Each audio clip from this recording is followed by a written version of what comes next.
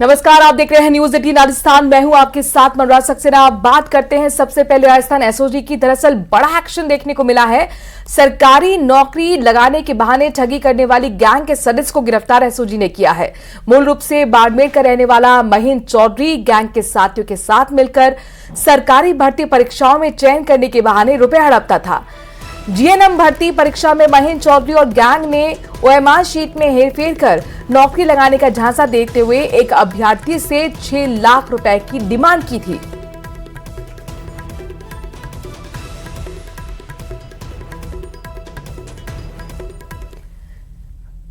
और इस बीच एक और बड़ी खबर आ रही है। धौलपुर जिले के सरमतुराम पुलिस ने ब्लाइंड मर्डर केस का खुलासा किया है। पूजा हत्याकांड का खुलासा पुलिस ने किया और आरोप में पूजा के प्रेमी को गिरफ्तार किया है। आरोपी मृतका के भाई का साला है। थाना प्रभारी कृपा सिंह ने बताया कि इस ब्लाइंड मर्डर का खुलासा करने के लिए धौलपुर साइबर टीम की भी मदद ली गई। पूछताछ में आरोपी ने बताया कि मैंने उसे बेवफाई करने की सजा दी है।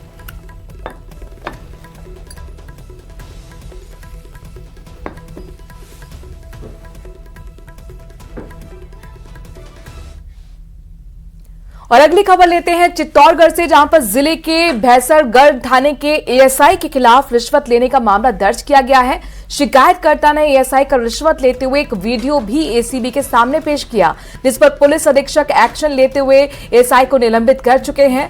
बता दें कि नाबालिग की गुमशुदगी की जांच एएसआई की तरफ से की जा रही थी, जिसमें आरोपी से मारपीट नहीं करने और सबूत नष्ट करने के बदले एएसआई ने 50,000 रुपए मांगे थे।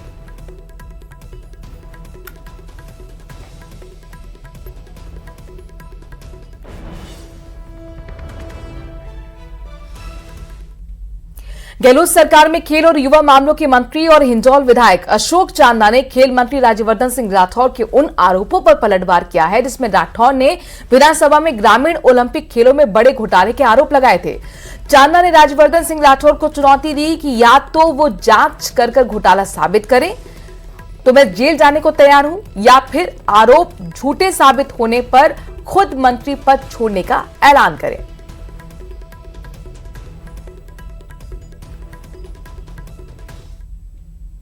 30 करोड़ का ग्रामीण ओलंपिक हो गया, इसमें कोई स्टेडियम नहीं बने। मुझे लगता है कि ये कोई नौसिखिया मंत्री ऐसी बात कर सकता है। आयोजन का पैसा निर्माण में कैसे लग सकता है और निर्माण का पैसा आयोजन में कैसे लग सकता है? तो मुख्यमंत्री जी की बजट घोषणा था कि ग्रामीण ओलंपिक के आयोजन में 140 करोड़ रुपए लगाएंगे। खुले सदन में सबको कहा, तो आयोजन का पैसा निर्माण में, स्टेडियम के निर्माण में कैसे लग सकता है? और जो स्टेडियम के निर्माण के लिए पैसा होता है, निर्माण के हेड का जो पैसा होता है, वो आयोजन में नहीं लग सकता। पहले तो उनको थोड़ा सा, एक मंत्री हैं तो थोड़ा मंत्री की तरह पेश आएँ।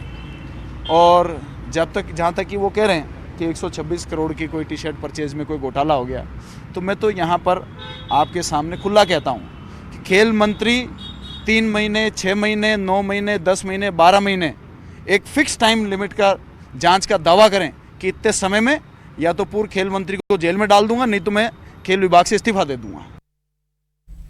चलिए बढ़ते हैं आगे। सूर्य सप्तमी के मौके पर राजस्थान के सरकारी और गैर सरकारी स्कूलों में शुरू हुआ सूर्य नमस्कार अभियान अब अनिवार्य तौर पर करवाया जाएगा और इसके लिए शिक्षा विभाग तैयारी में भी जुट गया है। शिक्षा मंत्री मदन दिलवारा के निर्देश के बाद शिक्षा विभाग के अधिकारी तैयारी में जुट चुके हैं। शिक्षा विभाग की ओर से सूर्य नमस्कार अनिवार्य करने को लेकर विधिक परीक्षण करके पत्रावली पर औपचारिक आदेश जारी किए जाएंगे। शिक्षा मंत्री मदन दिलावर का कहना है कि स्वस्थ मन में विकार नहीं आते हैं। स्वस्थ मन के लिए रोजाना सूर्य नमस्कार जरूरी है, इसीलिए रोजाना प्रार्थना सभा के दौरान कम से कम 10 मिनट और 15 मिनट तक छात्र और छात्राओं को रोजाना सूर्य नमस्कार अभ्यास करवाया जाएगा। राजस्थान का शिक्षा विभाग इसके लिए औपचारिक आदेश जारी करने जा रहा है, जो राजस्थान के सभी सरकारी और निजी स्कूल में लागू होंगे।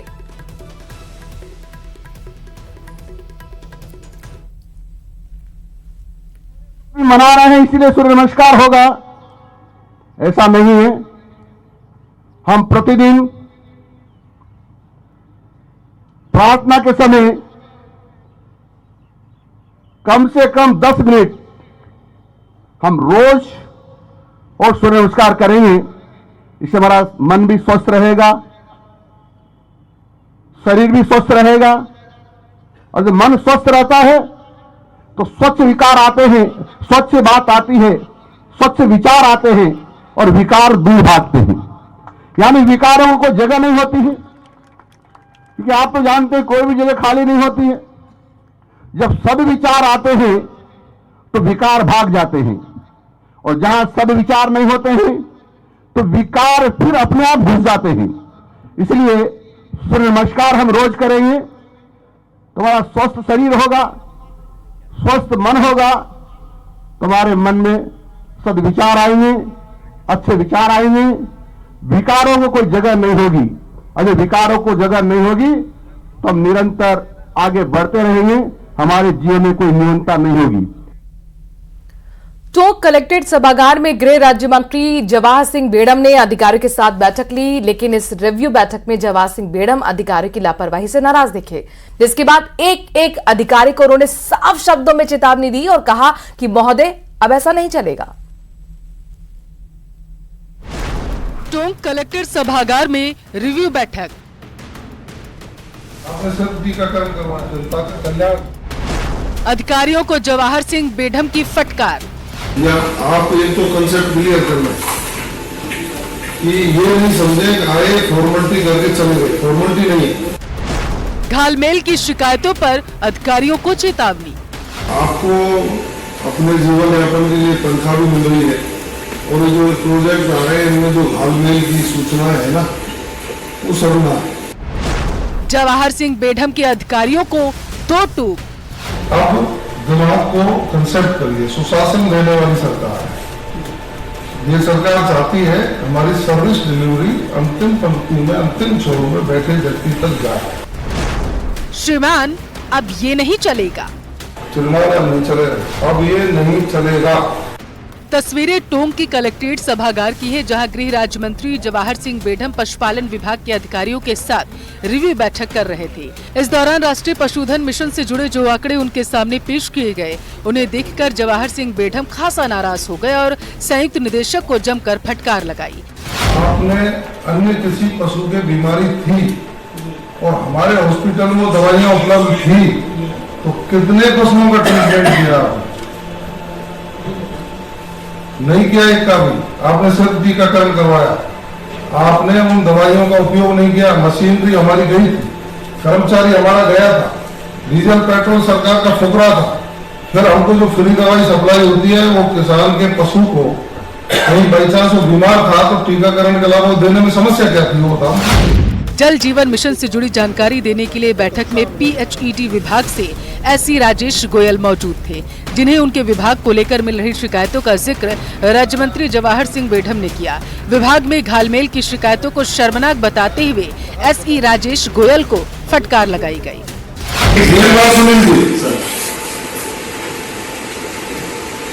आपकी सुन रहे हैं,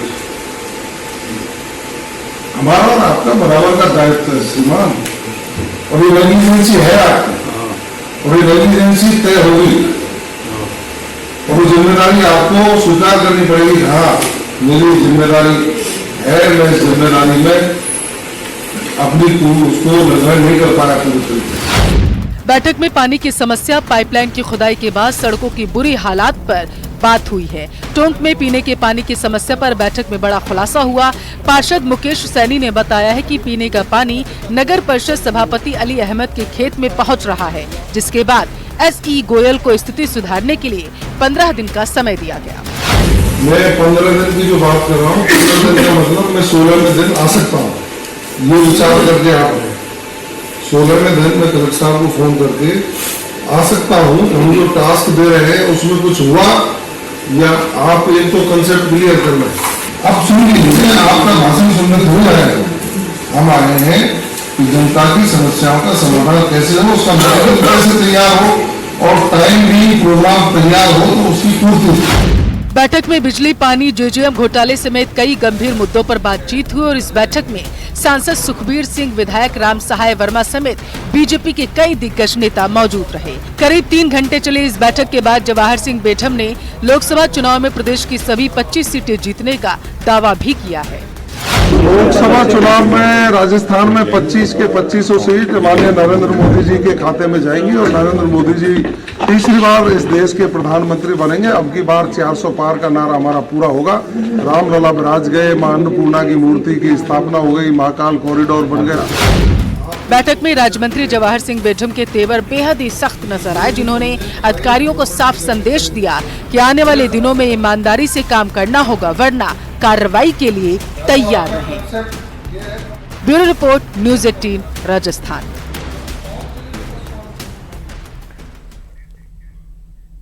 और इस बीच बड़ी खबर कोटा से आ रही है, जहां पर कोचिंग छात्रा के अपहरण और फिरौती की मांग की सूचना पर हड़कंप मच गया।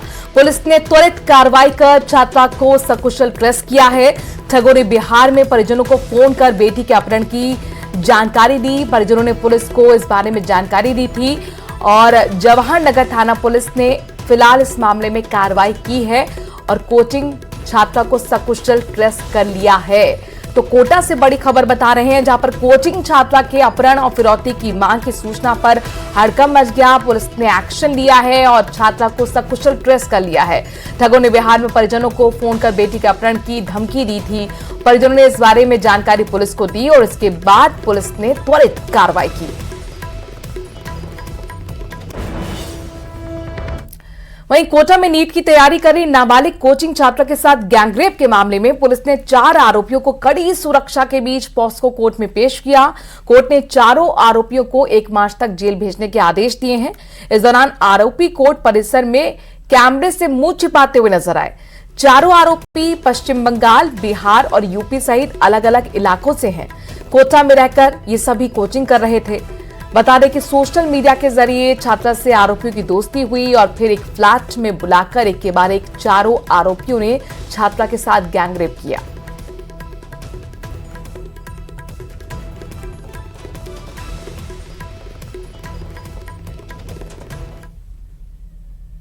कुख्यात अपराधी विक्रम बराड़ को 5 दिन की पुलिस पूछताछ के बाद न्यायालय में आज पेश किया गया, जहां से कोर्ट ने उसे जयपुर जेल भेजने की आदेश दे दिए हैं। बता दें कि कुख्यात अपराधी विक्रम बराड़ को शहर की ज्वेलरी शॉप पर हुई डकैती के मामले में पंजाब की पटियाला जेल से प्रोटेक्शन वारंट पर गिरफ्तार किया था।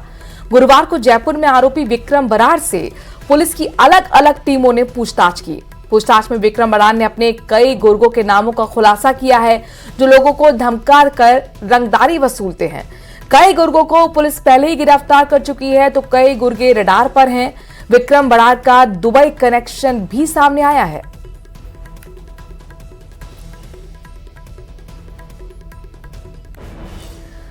तो लॉरेंस के गुर्गे की पेशी आज हुई है। विक्रम बराड़ चोमू कोर्ट में आज पेश किया गया, फिर उसे जेल भेज दिया गया है। इसके साथ साथ पूछताछ लगातार पुलिस कर रही है और माना यह जा रहा है उसने कई गुर्गों को लेकर जानकारी भी दी है। हालांकि उनमें से कुछ गुर्गे पुलिस के पहले से ही गिरफ्त में हैं, जबकि कुछ पुलिस की रडार पर हैं। दुबई कनेक्शन भी यहां पर सामने आया है।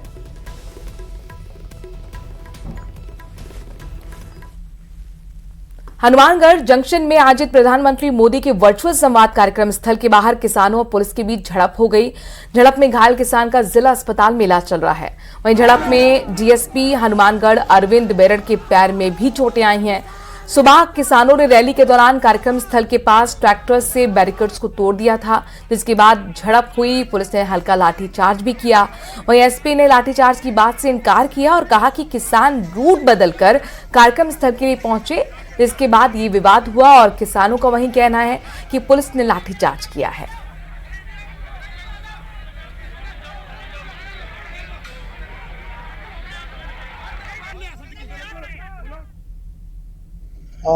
सोलह तारीख का भारत बंद था कुछ संगठनों का, और सभी संगठनों से हमारी लगातार पूरी बातचीत चल रही थी।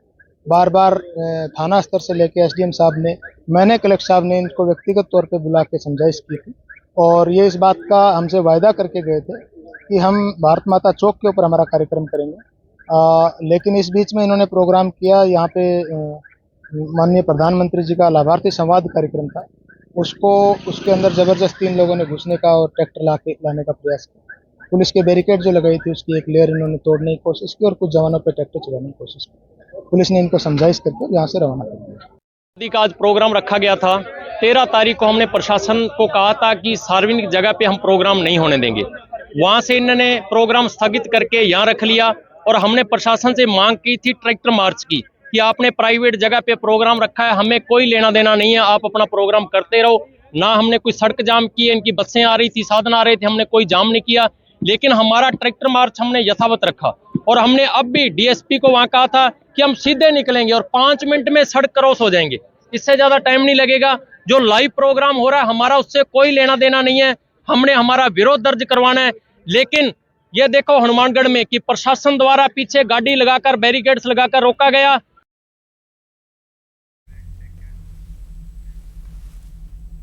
और चलिए इसी के साथ एक छोटे से ब्रेक के लिए यहां पर रुक रहे हैं, जल्द हाजिर होते हैं कुछ और खबरों के साथ।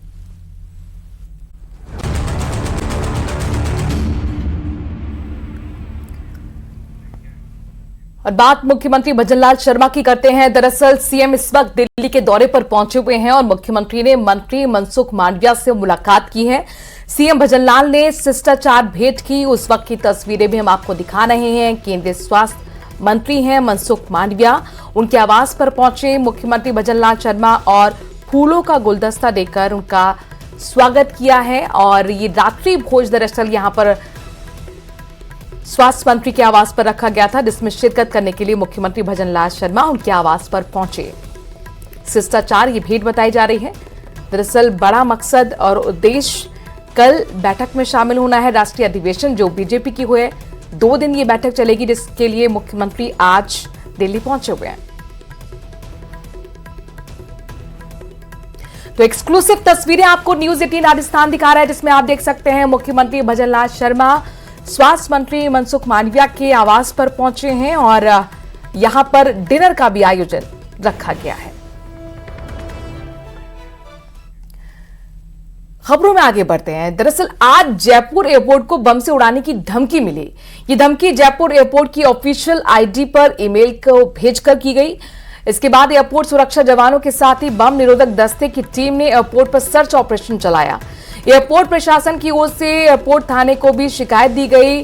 सुरक्षा एजेंसियों के अलर्ट के साथ ही साइबर टीम भी जांच में जुट गई है।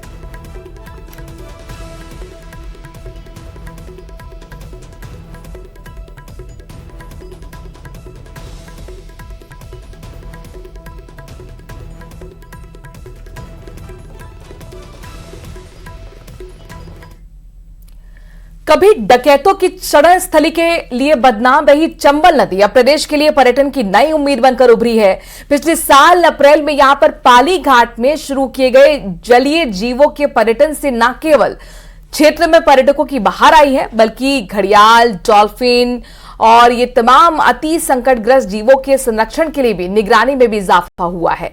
अब तक प्रदेश में टाइगर सफारी, लेपर्ड सफारी और बर्ड सेंचुरी काफी पॉपुलर थी। साथ ही अब रिवर वाइल्ड लाइफ यानी कि जलीय जीवों को देखने के लिए भी पर्यटक काफी अच्छी संख्या में यहां पर पहुंच रहे हैं। वहीं नदी में पर्यटन से अवैध बजरी माइनिंग भी रुकी है और शिकारियों पर नकेल कस पाई है।